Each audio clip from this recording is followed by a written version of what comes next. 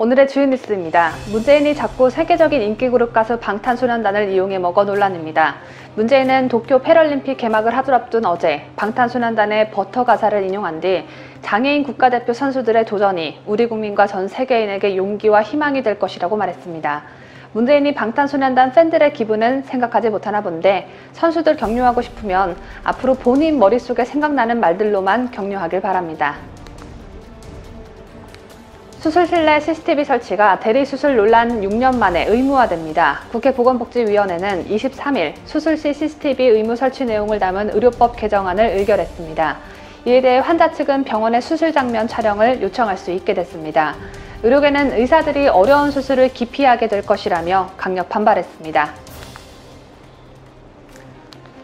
코로나 감염 경로를 연구한 논문에 국민의당 안철수 대표의 딸 설희 씨가 제일 공동저자로 참여한 것으로 알려져 화제를 모으고 있습니다.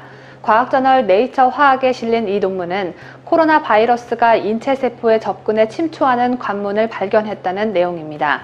미국 샌디에이고 캘리포니아대 로미 아마르고스가 이끄는 연구팀이 연구를 진행했는데 이번 논문에는 설희 씨가 다른 연구원 1명과 함께 제1저자로 등재됐습니다. 그런데 안철수 대표는 이 자랑스러운 딸의 논문 등재 소식을 주변에 알리지 않았습니다. 안 대표는 자식은 자식의 인생을 사는 것이라며 자식이 어떤 업적을 이뤘다고 부모가 자랑하고 그러면 안 된다고 말했습니다.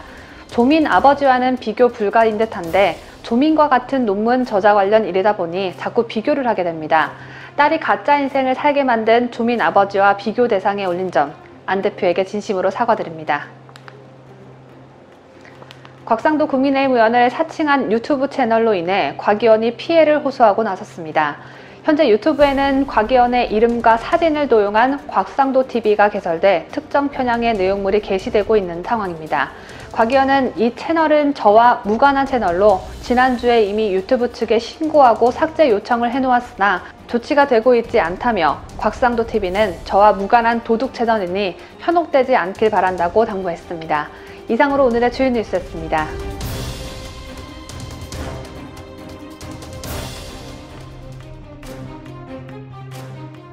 오전 7시에 7가지 소식을 전해드리는 뉴스탑 7, 지금 바로 시작합니다.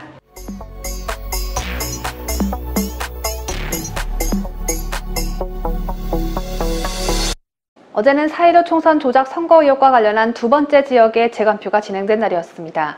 재검표에서 조작이 밝혀지면 국회의원 배지를 반납해야 하는 주체는 동네 이장 자리조차도 감지덕지해야 하는 더불어민주당 김두관입니다. 김두관이 나동현 미래통합당 후보를 이겼다는 희한한 결과가 나온 경남 양산을 총선 무효소송 재검표에서는 역시 인천 연수구을과 마찬가지로 이물질이 붙어 있거나 규격 외의 투표지 등이 무더기로 나왔습니다. 하지만 대법원은 이를 무효표로 인정하지 않았습니다. 문재인 정권 하에 대법관들은 얼마나 큰 대가를 받고 정의와 양심을 팔아먹은 걸까요? 대법관들의 행태는 이제 놀랍지도 않습니다. 23일 울산지방법원 대회의실에서 열린 경남 양산을 국회의원 선거 무효 사건 재검표는 대법원 특별 2부 조재현 대법관의 지휘하에 이뤄졌습니다. 현장에는 울산지방법원 직원 52명, 대법원 재판연구관 54명, 선관위 직원 등 150여 명이 참석했고 오전 10시부터 신속하게 진행됐습니다. 숨기고자 하는 게 너무 많은 대법원은 이날 모든 사진 촬영을 금지했습니다. 사진에 찍히면 빼도 박도 못할 테니까 조작 증거가 나와도 안 나온 것처럼 그 역시 조작을 하려는 목적으로 보여집니다. 대법원이 촬영을 못하게 해서 저 역시 이렇게 여러분께 소식을 전해드리면서 자료 화면으로 쓸 영상이 없어서 보도하기가 참 쉽지 않은 상황입니다. 6개 조로 나뉜 재검표에서는 관내 사전투표와 당일 투표지를 모두 투표지 분류기를 통해 이미지를 스캔했습니다. 그런데 오후 1시 30분까지 이미징 파일 스캔을 진행하는 도중 투표지 분류기가 일정한 결과값을 내지 못하는 상황이 계속 도출됐습니다. 쉽게 말해 첫 번째 이미지 스캔 때는 2대1이 나왔는데 다시 해보니 3대1이 나오고 이랬다는 겁니다. 여러분 접착제로부터 뭉태기로 묶여 있었던 투표지 기억하시는지요? 제가 지난달 말에도 보도해드린 적이 있었는데요. 어제 재검표 현장에서는 100매 묶음 단위의 투표지들은 투표지 분류기를 통과할 때 일부는 재확인 대상 칸이나 재투입 대상 칸으로 들어가는 현상이 발견된 것으로 전해졌습니다. 오후 2시 30분부터 진행된 수개표 작업에서는 노란색 종이에 이물질이 묻어 있거나 본드로 추정되는 물컹거리는 물질이 붙은 투표지가 발견되기도 했습니다. QR코드 부근에는 빨간 선이 그어져 있는 투표지도 있었고, 투표지 가운데가 찢어져서 비닐 테이프로 붙여놓은 곳도 있었습니다. 투표지 수를 딱 맞춰놔서 여분이 없는데 조작질을 하다가 실수로 투표지가 찢어졌고, 그래서 비닐 테이프로 응급처치를 한 게 아닌가 싶습니다. 상황이 정말 이판사판이었나 봅니다. 투표지에 붙여진 테이프로 놀라긴 이릅니다. 기표 도장 모양이 타원형으로 어그러져 있는 투표지도 수백 장 이상 발견됐습니다. 기존의 인천 연수구을 재검표 당시에도 발견됐던 위쪽과 옆쪽이 서로 붙은 투표지, 규격보다 길게 출력된 투표지, 재단 실선이 노출된 듯한 이바리가 나온 투표지, 투표지 옆이 삼각 형태로 잘려나간 투표지 등이 나왔습니다. 특히 부정선거 논란을 촉발시킨 빳빳한 투표지들이 대부분이었다는 점에서 변호인단은 놀라움을 금치 못했다고 합니다. 원고 대리인단 변호사들은 책도 한번 넘겨보려면 손이 탄 흔적이 생기는데 이렇게 신권 같을 수 있느냐고 입을 모았습니다. 하지만 이날 조재현 대법관은 이를 정상적인 표로 보고 유효표로 처리했습니다. 조재현 대법관은 시각적 분별 능력이 전혀 없는 인간인가 봅니다. 다만 대표적인 케이스별로 투표지 딱 19매만 대법원으로 이송해 검증키로 했습니다. 대법원으로 가져가서 다시 한번 검증하면 뭐 한답니까? 어차피 우리 국민들은 또 보지도 못하게 하고 지들끼리의 심층적 검증을 다시 한번 하는 척 하면서 이상 없다 라는 판단을 막무가내로 할 텐데 말입니다. 천대엽 대법관이 맡았던 6.28 재검표에 이어 8.23 재검표까지 이제서야 겨우 두 번째 재검표가 이뤄졌는데 경남 양산을 지역 재검표에서 주심을 맡은 조재현 대법관은 어떤 인물일까요? 조재현 대법관은 덕수상업고등학교를 졸업하고 성균관대학교에서 학사를 마친 후 서울대학교 대학원 법학 석사를 마쳤습니다. 조 대법관은 문재인이 임명한 대법관으로 문재인과 사법시험 22회와 연수원 12기 동기입니다. 자신을 임명해준 문재인 정권의 폐부를 찌를 수 있는 부정선거 소송이기 때문에 조재현 대법관이 정상적인 재판을 하리라 기대하기는 하늘의 별 따기보다 힘든 실정입니다. 그런데 참 공교롭게도 황교안 전 미래통합당 대표가 조재현 대법관의 절친이라고 합니다. 같은 대학을 나온 두 사람은 성균관대 재학 시절부터 절친한 사이로 알려졌고 이 때문에 일각에서는 조 대법관의 정치적 성향을 황 전 대표와 같이 분류하기도 합니다. 현재 타이로 부정선거 특검을 누구보다도 열심히 외치고 있는 황교안 전 대표는 조재현 대법관에 대해 어떤 정권이든 누가 임명하든 정말 바르게 일할 사람입니다 라고 인정한 바 있습니다. 자신을 권력에 휘둘리지 않는 바른 사람으로 인정해준 절친이 그 누구보다도 부정선거에 앞장서고 있으니 그것을 덮어야 할 처지인 조재현 대법관은 양심이 조금이라도 있다면 난감했을 겁니다. 하지만 인간이 인간을 배신하는 건 순식간이고 인간은 생각할 줄 아는 동물이기 때문에 유혹에 넘어가기 일쑤죠. 조재현 대법관은 지난 2019년 1월 법원 행정처장으로 취임해 무려 2년 4개월간 김명수 대법원장 체제 하에서 처장직을 수행해 왔습니다. 지난해 10월 30일에는 공수처 초대처장 후보자를 문재인에게 추천할 공수처장 후보추천위원회 위원장에 선출되기도 했습니다. 그리고 현재는 대법관까지 승승장구하고 있는데 사이로 부정선거 진실찾기를 위해 고군분투하고 있는 절친의 모습이 눈에 들어오기나 할까요? 그 정답은 누가 봐도 조작한 투표지를 조재현 대법관이 유효표로 처리했다는 점에서 찾을 수 있을 겁니다.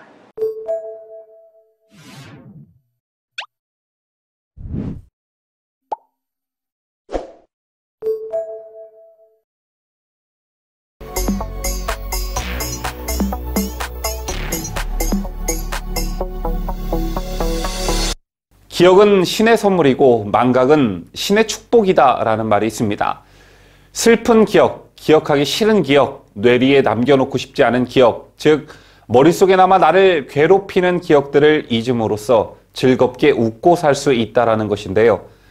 이런 신의 축복인 망각이 이상하게 작용하는 곳이 바로 정치권입니다. 여당이 오만과 독주로 지난 4월 재보선에서 유권자들의 심판을 받았던 것을 그새 잊어버린 듯 입법 독주를 재현하는 양상입니다. 지난해 12월이었죠. 거대 여당의 폭주가 그야말로 점입가경이었습니다. 민주당은 법사위 강행 처리에 이어 국회 본회의에서 공수처법 개정안을 밀어붙였고 연달아 논란투성이인 대북전단살포 금지법, 국가정보원법도 다수의 힘으로 밀어붙였습니다. 특히 민주당은 법사위에서 공수처법을 처리하면서 최대 90일까지 이견을 조정할 수 있도록 규정한 안건조정위원회를 개최 1시간 만에 끝낸 뒤에 법사위 전체 회의를 열어 약 8분 만에 기립표결로 법안을 처리했습니다. 이때 회의장에서 기자들을 밖으로 내보냈고 야당의 반대 토론은 그냥 무시했습니다. 처음부터 심의나 이견 조정 없이 밀어붙일 심산이었던 것이죠. 결국 공수처법은 야당의 비토권을 없애 공수처장을 자신들의 입맛에 맞는 인사로 선정하도록 한 뒤에 통과가 됐습니다. 또 대공수사권을 폐지하는 국정원법은 국가안보에 구멍이 생길 것이란 우려가 컸었고 대북전단살포 금지법은 대북전단과 확성기 방송 등을 막아 군이 수행하는 심리전에 악영향을 줄 수 있다는 우려와 함께 미국을 비롯한 서방 자유진영의 공개적 비판도 나왔었지만 이들은 뭐에 홀린 듯 수적 우위를 앞세워 법안을 그대로 밀어붙였습니다. 이 외에도 임대차 3법, 5.18 외국처벌법 등에 대한 우려도 팽배했지만 민주당은 마치 오늘만 사는 사람들처럼 각종 법안 처리를 강행해왔습니다. 여야는 지난달 상임위원장 배분 합의를 이루어 오는 25일 본회의에서 처리할 예정입니다. 이렇게 되면 법사위원장을 포함한 7개 위원회 상임위원장이 야당 몫으로 넘어가게 되는데요. 그 전에 쟁점 법안들을 처리하려는 민주당의 행태가 볼썽사납기 짝이 없습니다. 언론 재갈 물리기란 비판을 받는 언론중재법 개정안뿐만 아니라 다른 쟁점 법안도 강행 수순을 밟고 있어 상황이 매우 심각한 상황입니다.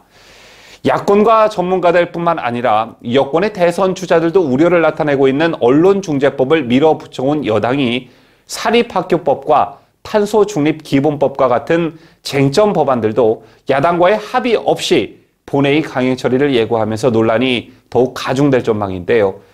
사립학교법 개정안은 사립학교가 교원을 채용할 때 일부 시험을 시도교육감에게 위탁하는 내용을 담고 있는데 사학 자율성을 완전히 박탈한 위헌 입법이란 비판을 받고 있습니다. 또 국회 환노위도 지난 19일 새벽 정의당을 제외하고 무소속 윤미향 의원을 포함시켜 안건 조정위를 무력화시킨 채 탄소중립기본법을 강행 처리했습니다. 이를 위해선 막대한 전기차 수입이 불가피하다는 점에서 자동차 업계는 대량 실직과 부품업계 고사를 우려하고 있는 실정입니다. 여기에 더해 일본군 위안부 관련 단체에 대한 명예훼손을 금지하는 내용의 법안도 발의된 상태입니다. 피해자나 유족에 대한 명예훼손을 못하게 하는 것을 넘어 관련 단체에 대한 사실적시 행위까지 하지 못하도록 했는데요. 이럴 경우 정의연을 비판하는 기자회견 역시 이 법에 따라 처벌받을 수 있기 때문에 정의연에 대한 비판을 원천봉쇄하는 법이란 비판이 제기되고 있습니다. 그리고 더 충격적인 건 개정안 발의엔 정의연 후원금 유용 혐의 등으로 재판을 받고 있는 윤미향 의원도 참여했다는 사실입니다. 정말 대단하지 않습니까? 절로 입법농단이라는 말이 나오게 되는데요. 지난 4.7 서울 부산시장 재보궐선거에서 야당이 압승한 후에 그 승리 요인으로 정부 여당의 부동산 정책 실패와 내로남불식 행태에 분노한 민심이란 분석이 나왔었죠. 여기에 한 가지 더 지목되었던 게 여당의 입법 독주에 대한 국민들의 분노였습니다. 그리고 불과 4개월도 채 지나지 않아 여당의 입법 독주, 입법 농단은 쉬지 않고 계속되고 있습니다. 이것 꼭 기억하고 계셨다가 지난 4.7 재보궐선거에서 그랬듯 내년 대선에서도 꼭 국민들께서 심판하시리라 생각합니다.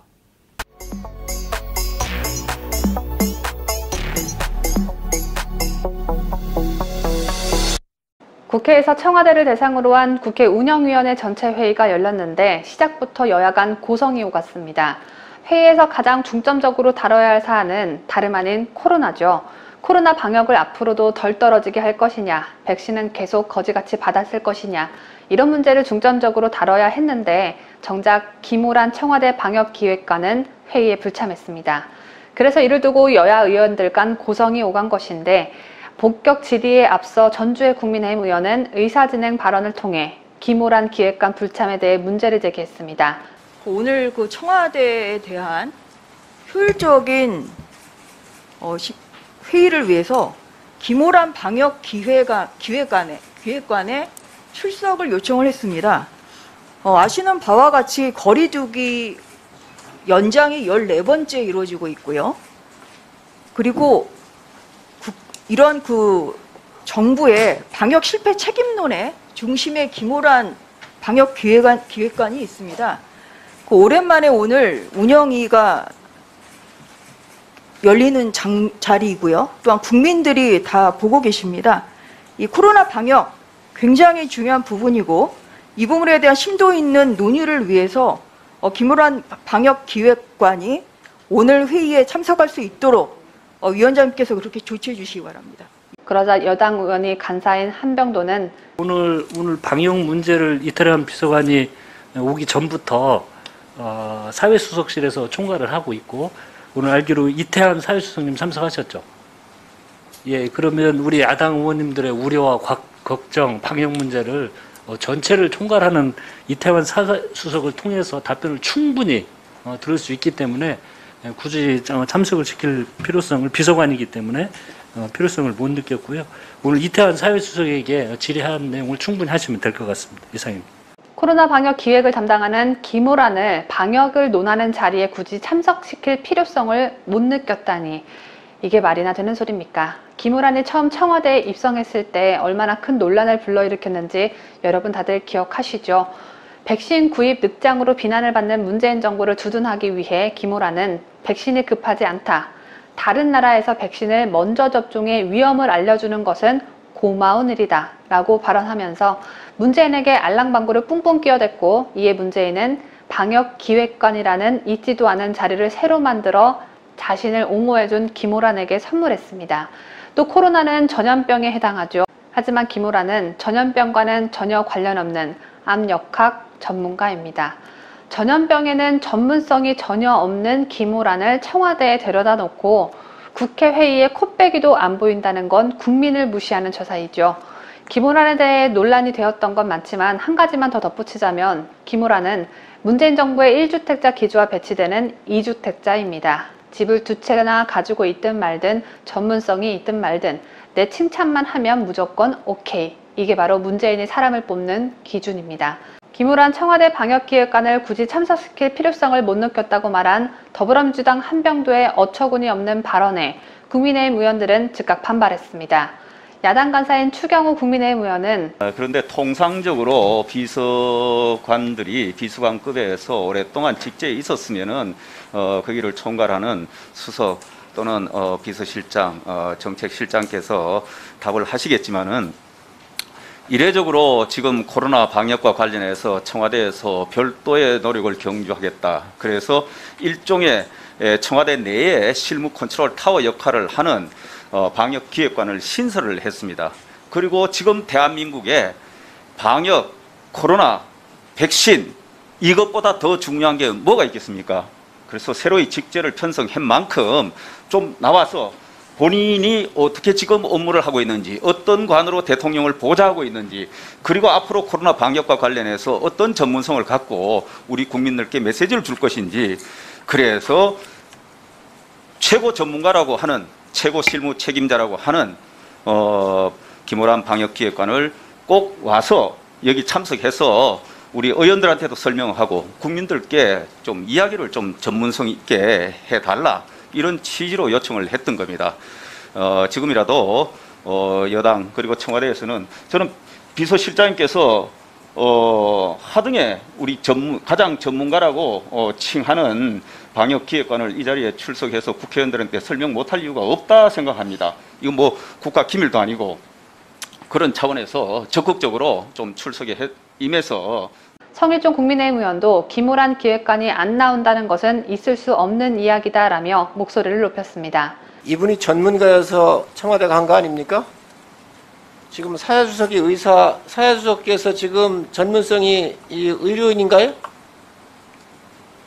아니, 이분이 파이자, 모더나는 훨씬 가격도 비싸기 때문에 굳이 백신 구매를 서두를 필요가 없다고 그래서 오늘날 이 어마어마한 사태를 지금 만들어 놨는데, 이런 장본인이 전문가에서 방역 때문에 갔는데 이 말하고 여러 가지 일치가 안 하잖아요. 그러니까 야당에서 국민한테 왜 그런 이야기를 했는지, 지금 이 상황을 어떻게 수습할 건지, 그 실질적인 컨트롤 타워가 김호란 기획관인데 이 사람을 지금 사회수석이 나왔다 그러면서 지금 여당 수석께서 이런 이야기를 핑계로 해가지고 못 나오게 한다는 것은 지금 현재 청와대가 대답을 안 하겠다는 거잖아요.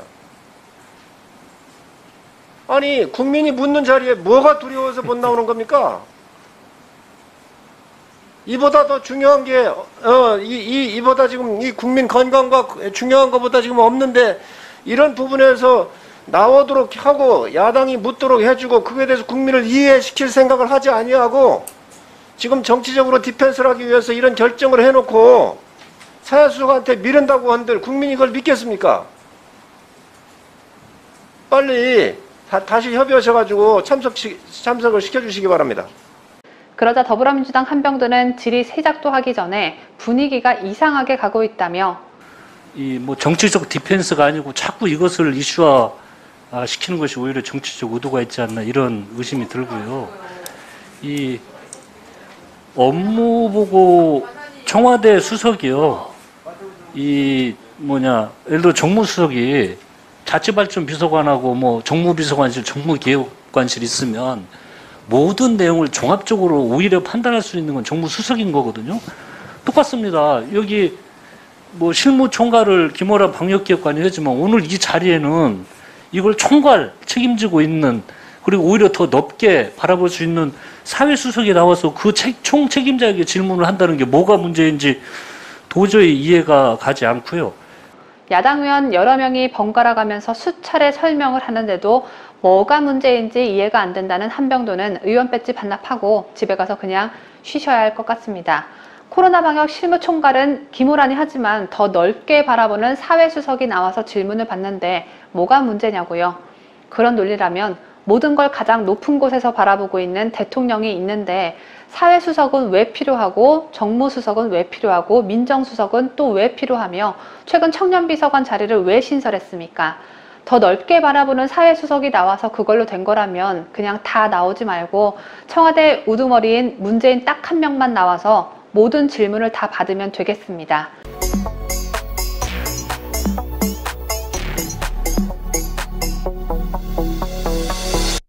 국민의힘 대권주자인 홍준표 의원이 어제 상당히 고무적인 모습이 역력했습니다. 홍준표 후보는 국민들이 실체를 보기 시작했다며 윤석열 전 검찰총장의 지지율을 추월할 수 있다는 자신감을 내비쳤는데요. 그러면서 홍 후보는 1등하고 차이가 27%까지 났다가 한 자리까지 됐다면서 경선은 아직 시작되지도 않았다라는 말도 덧붙였습니다. 이 말인즉슨 경선이 시작되고 본격적인 검증대에 서게 되면 윤석열 후보를 따라잡을 수 있을 것이다라는 자신감에서 기인한 말이라고 할 수 있는데요.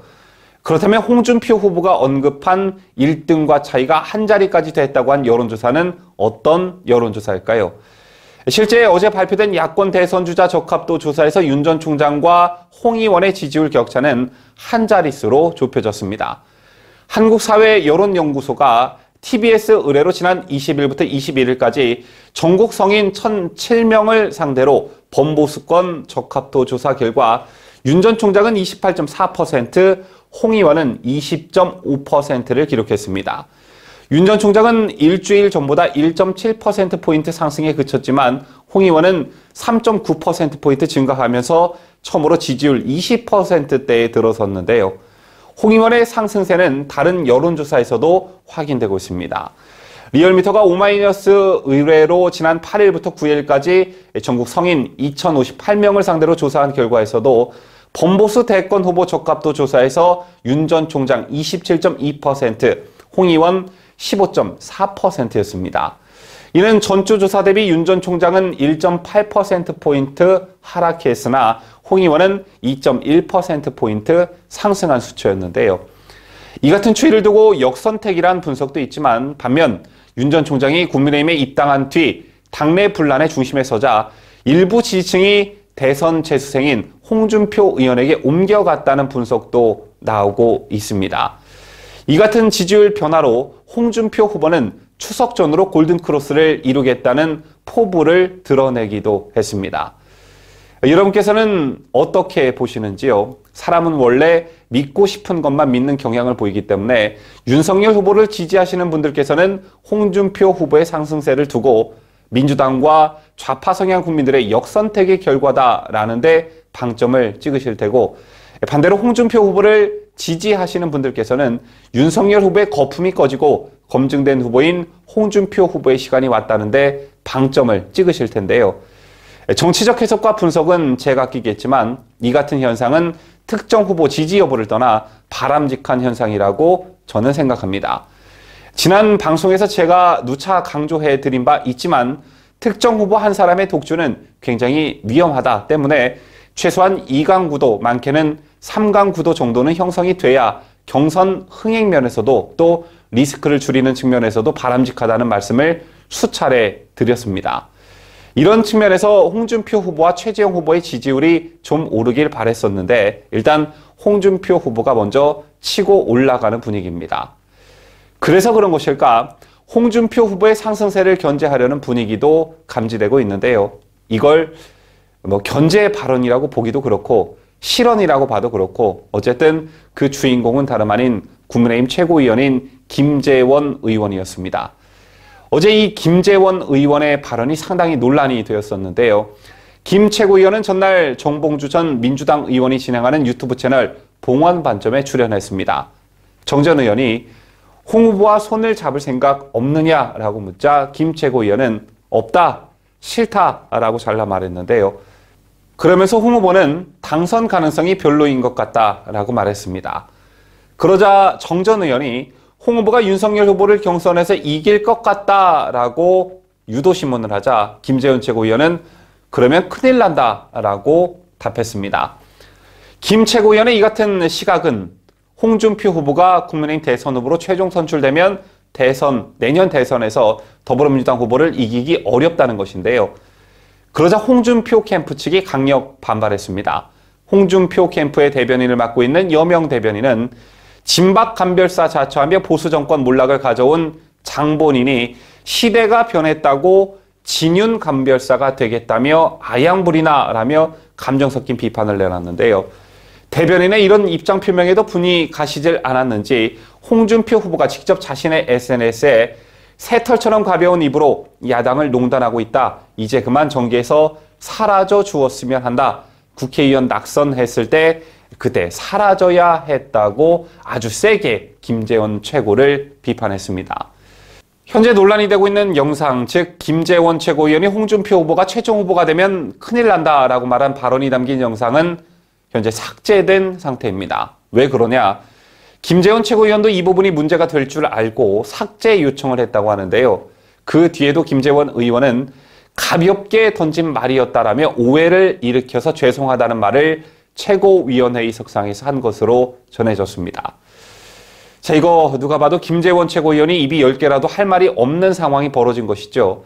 김 최고위원이 일반 평의원이고 또 어떤 특정 후보의 캠프에 들어가 있다면 어느 정도 이해를 할 수 있겠으나 김재원 의원은 중립성이 요구되는 최고위원직 신분입니다. 더군다나 이준석 당대표의 중립성 논란이 당을 혼란에 빠지게 하고 있는 가운데 나온 발언이라 더 논란이 가중되고 있는데요. 여러분 아시다시피 현재 국민의힘 최고위원들 가운데 홍준표계로 불리는 배현진 최고위원도 있는데 배 최고위원은 극도로 언행을 조심하고 있죠. 지도부가 특정 후보 편들기를 한다라는 의심을 경계하는 모습이 역력한데요. 어쨌든 이번 일은 오해를 살 만한 발언을 한 김재원 최고위원의 명백한 잘못이다라고 저는 생각하고 한 가지 더 누누이 말씀드리지만 국민의힘 소속 대선 주자이건 지도부건 일부 의원들이건 김어준 방송과 같은 좌파 성향 방송에 나가는 일은 대선을 앞두고 좀 자제를 했으면 좋겠다라는 말을 강조하고 싶습니다. 이번 일도 정봉주 전 의원이 패널로 출연한 김재원 최고위원에게 홍 후보와 손을 잡을 생각이 없느냐라는 미끼를 던진 걸 김 최고위원이 생각 없이 물었다가 실언이 나왔다고 보는데요. 결과적으로 좌파 방송에 나가서 야권 대선 주자, 같은 당 대선 주자를 씹은 꼴이 되고 말았습니다. 자, 이건 김어준 방송에 나가는 홍준표 의원에게도 해당되는 얘기일 텐데요. 자, 앞으로 좌파 방송에 나가서 이런 식으로 농락당하는 일이 더 이상 없었으면 좋겠습니다.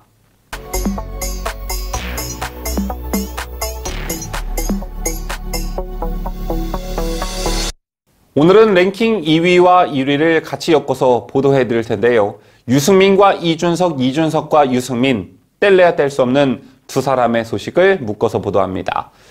자, 먼저 어제 이준석 국민의힘 대표가 최근 대선 경선 준비 과정에서 벌어진 당내 분란에 대해 사과했죠. 이날 이준석 대표의 사과는 1분이 조금 넘는 분량이었는데요. 우선 이날 이준석 대표의 사과 영상 먼저 보시겠습니다. 그리고 당 대표로서 지금까지 이 경선을 준비하는 과정에서 있었던 모든 분란과 그리고 당내에 다소간의 오해가 발생했던 지점에 대해서 겸허하게 국민과 당원께 제가 진심을 담아서 사과의 말씀을 올리겠습니다. 이번 선거는 많은 국민들께서, 당원들께서 애타게 기대하시는 대로 꼭 정권 교체를 이뤄내야 하는 그런 선거입니다. 비록 그 방법론과 절차에 있어서 우리 간에 다소의 이견이 있다 하더라도 이제 선거관리위원회가 출범하는 이상 이런 이견보다는 대동소이한 우리의 어떤 정권 교체를 향한 결집 마음을 바탕으로 모두 결집했으면 좋겠습니다. 다시 한번 지금까지의 혼란과 그리고 여럿의 부족했던 점에 대해서 사과의 말씀을 올리고 앞으로도 공정한 경선 관리가 될 수 있도록 최대한의 노력을 저희 지도부가 경주하겠다는 약속을 드리겠습니다. 예. 자, 보통 정치인이 사과를 할 때는 사과라는 직접적 표현보다는 유감이라는 말을 더 많이 쓰고는 하는데요. 일단 이날 이준석 대표가 유감이 아닌 사과라는 직접적 표명을 했다는 점은 높게 평가하고 싶습니다. 하지만 방법론과 절차에 있어서 다소의 이견이 있었다, 다소 간의 오해가 있었다라는 말로 본인에 대한 불찰과 잘못보다는 어떤 전체의 잘못으로 몰아갔다는 느낌을 지울 수가 없는데요. 여러분 아시다시피 과도한 경선 개입이라던가 신중하지 못한 발언, 그리고 이번 논란에 기름을 본 녹음 사건 등등은 모두 이준석의 명백한 잘못이었습니다. 여기에 격분한 윤석열 캠프 측 인사들의 탄핵 발언, 유승민 캠프로 가라 등의 반발은 도가 지나친 측면도 물론 있지만 당연한 반발이었죠. 어떤 후보 캠프의 사람이라도 그냥 묵과할 수 없는 일들이었습니다. 그렇다면 사과의 구체성이 좀 있어야 됐는데 그냥 다소간의 오해, 다소간의 이견이란 말로 대신했습니다. 이런 아쉬움이 좀 남긴 하지만 일단 대승적 차원에서 사과를 하긴 했으니 다행이라는 생각이 드는데요. 이번 일로 이준석을 바라보는 당원과 국민들은 색안경을 끼고 그를 바라보게 됐습니다. 이게 무슨 말이냐? 지금까지 일어난 일련의 사건으로 이준석 리스크가 어느 정도 현실화됐고 특정 후보를 떨어뜨리고 특정 후보를 밀고 있다는 점이 일정 부분 확인된 바, 이제 그를 바라보는 시선들이 더욱더 예민해지고 날카로워질 것이란 그런 얘기입니다. 또 동료 의원들, 동료 정치인들도 이준석을 경계하게 될 텐데요. 모든 통화를 녹음하는 이준석이란 이미지가 각인됐기 때문이죠. 어쨌든 이준석 대표 본인 말대로 앞으로 공정한 경선 관리를 할지 말과 행동에 신중을 기할지 조금 더 지켜봐야 할 듯합니다.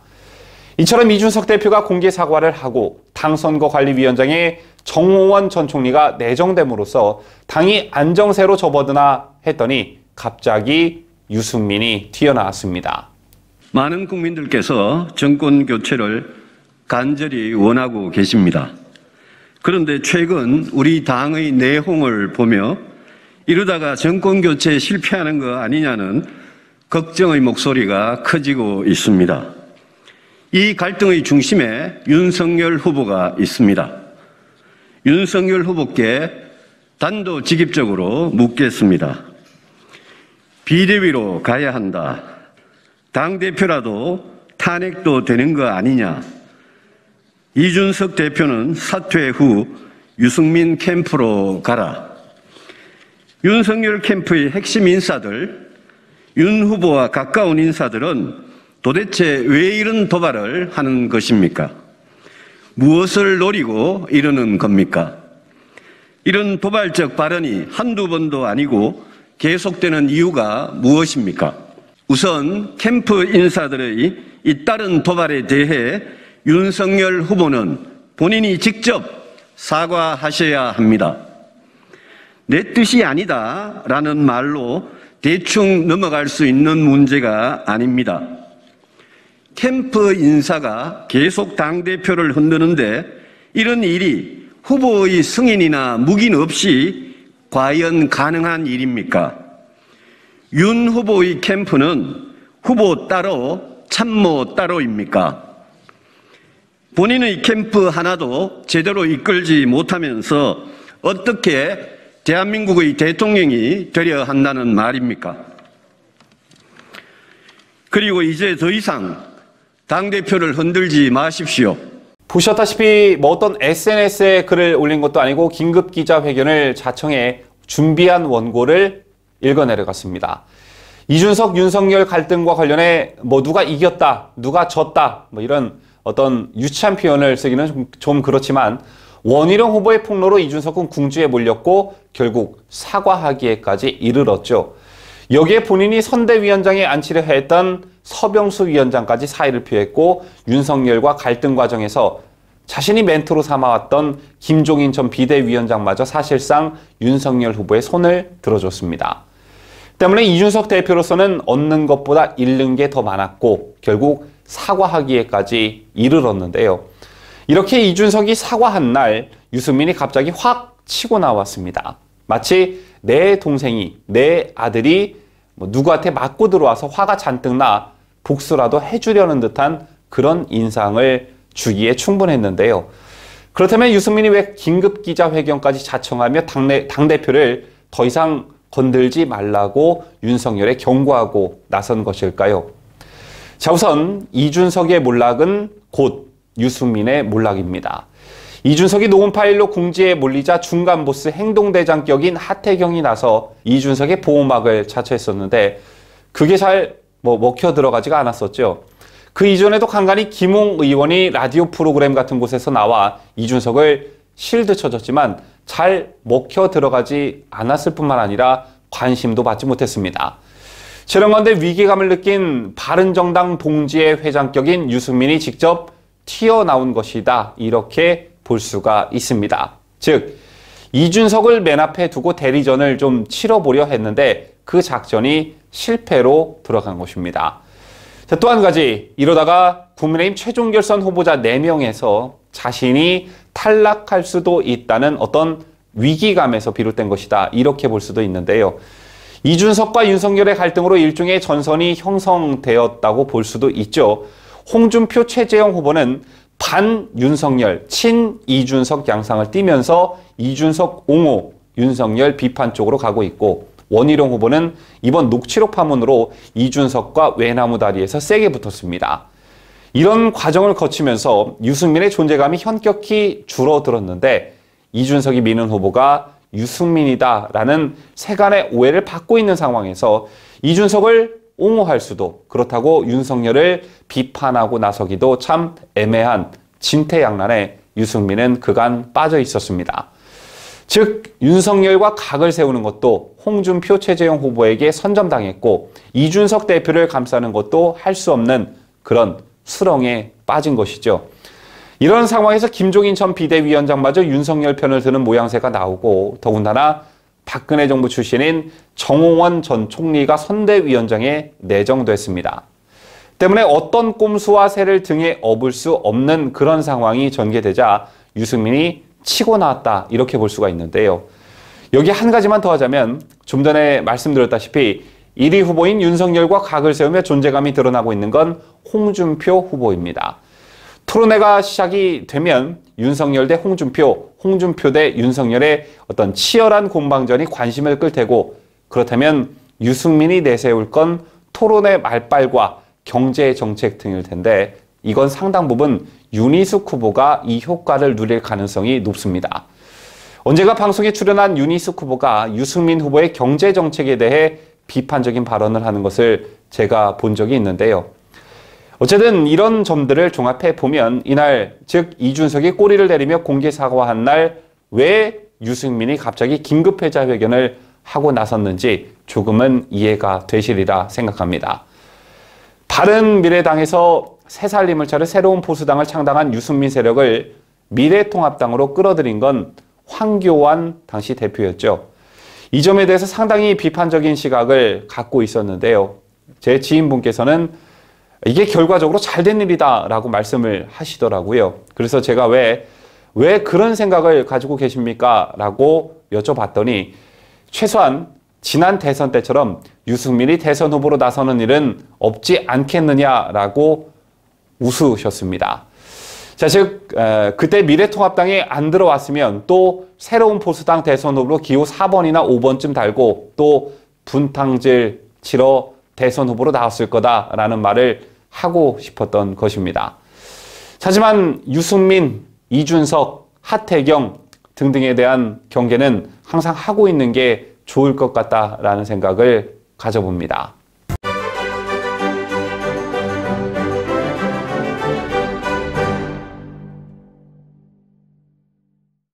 이상으로 저희가 준비한 뉴스를 모두 마치도록 하겠습니다. 지금까지 저는 자유대한민국을 수호하는 뉴스데일리 베스트 민앵커였고요. 저는 내일 더 알찬 소식으로 이 자리에서 여러분들을 기다리고 있겠습니다. 끝까지 시청해주신 여러분 대단히 감사합니다.